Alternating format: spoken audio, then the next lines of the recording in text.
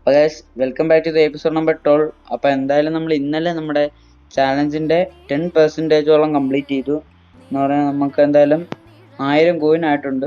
Okay, നമ്മൾ daily ലോഗിനൊക്കെ നമ്മൾ claim ചെയ്തായിരുന്നു. ഓക്കെ, ഇനി നമുക്ക് എല്ലാ ദിവസത്തെയും പോലെ നമ്മുടെ പെനാൽറ്റി കഴിച്ചേക്കാം. ഓക്കെ, പെനാൽറ്റി ലോഡ് ആവുന്നുണ്ട്. ഓക്കെ, അപ്പോൾ നമുക്ക് ഇന്ന് നമ്മുടെ പെനാൽറ്റി നമ്മുടെ റൈറ്റിലോട്ട് അടിക്കാം ഗൈസ്. റൈറ്റ് അടിച്ചിട്ടുണ്ട് ഗൈസ്, റൈറ്റ് അടിച്ചിട്ടുണ്ട്.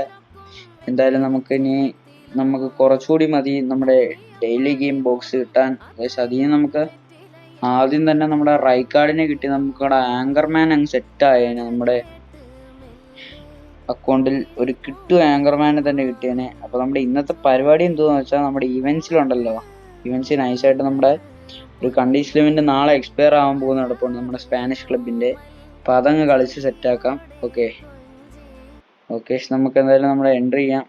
ഓക്കെ, നമ്മളെ ആൻഡ്രോയിഡ് ആയിരുന്നു സെറ്റ് ചെയ്തേക്കുന്നത്.